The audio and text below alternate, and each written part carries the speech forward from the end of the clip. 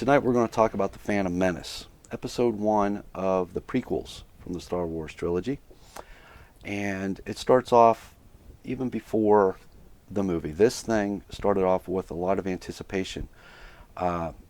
In my circle of growing up. What? Wow. Okay. Knock over your cup. It's the hobo show, people. This is what it's about. And before the movie ever even hit theaters, the anticipation level was a sight unseen by me and in my circle of growing up, getting a lot of attention pre-media, current media days. It was still generating a lot of hype. Okay, so I guess the first memorable moment, and it's kind of hard to say what's memorable and what isn't about the Phantom Menace because I was so hungry for new Star Wars. Everything was eye-inspiring to me. And I guess to let everybody know where at least I stand with the prequels versus the original trilogy is I don't have a problem with it. And I grew up with the original trilogy. Oh, so did I. 4 through 6. And I love them dearly, but I had no hard feelings for the prequels whatsoever. And I didn't even know about hardship and ill-fated feelings for the thing until many years later when the internet come out. Yeah. Yeah, I was just looking forward to having some of the cast back from the originals. I thought. And I loved it whenever they showed R2-D2 and C-3PO.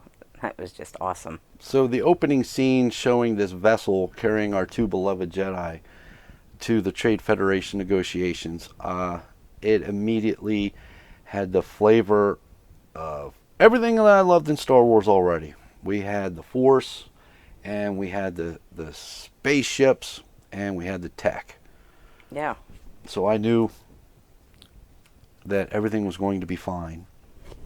Although I wasn't looking at it like, uh-oh, this might be a disaster.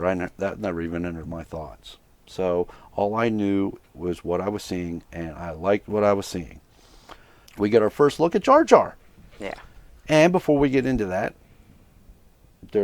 now we know that there was a lot of kickback on the character of Jar Jar Binks. I loved him.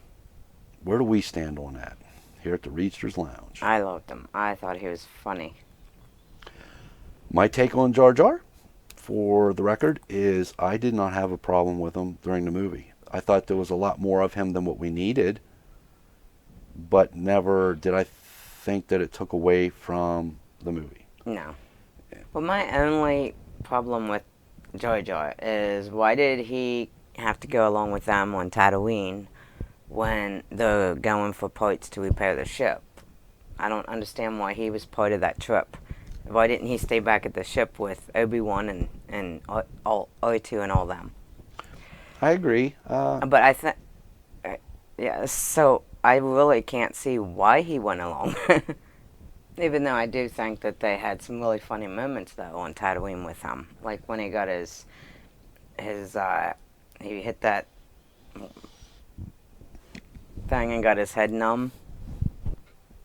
Okay, so that's addressing the Jar Jar, the Gungans. Yeah.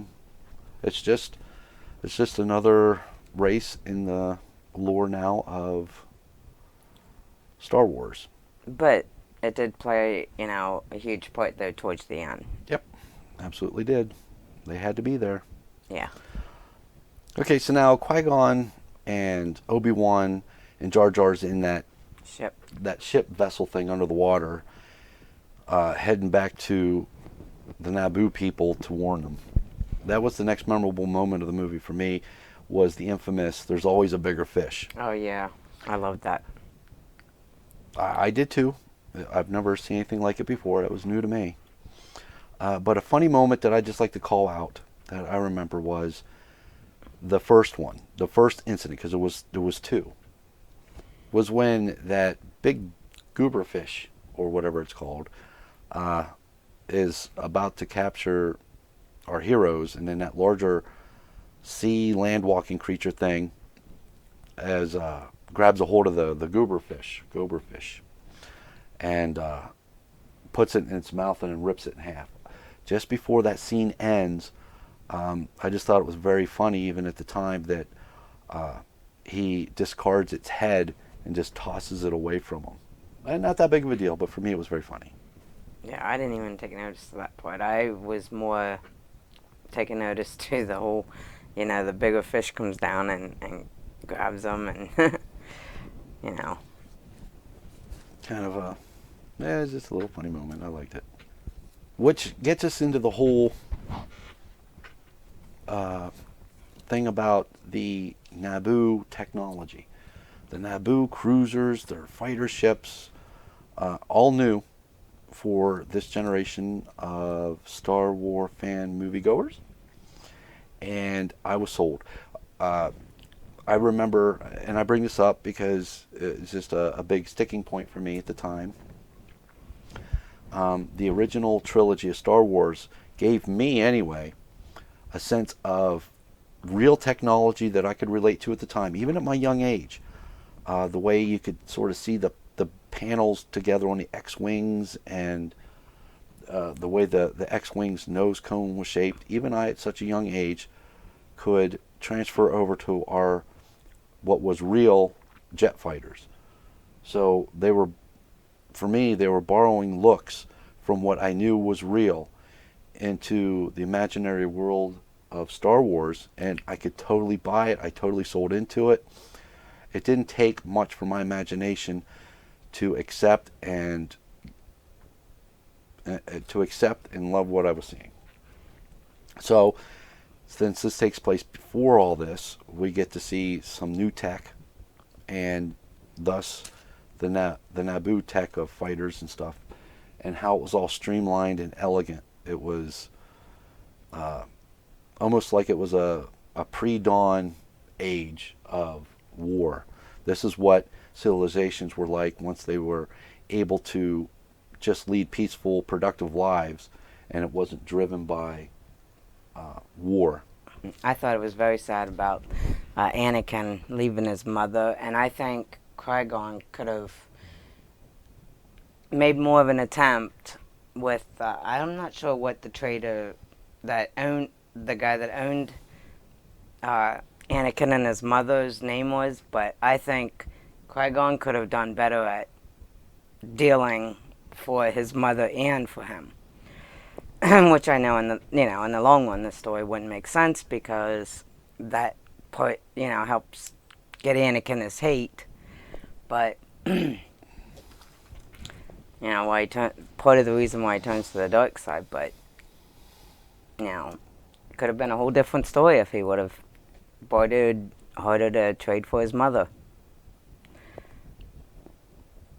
All right, people, speculation time.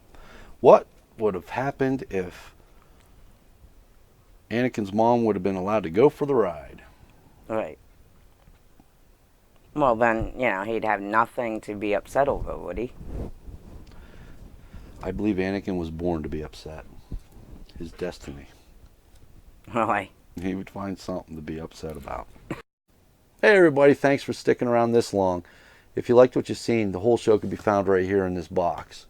And how about clicking this thing right over here and subscribing to the channel and helping us out? We really appreciate it. Until then, I'll see you over there. Thanks.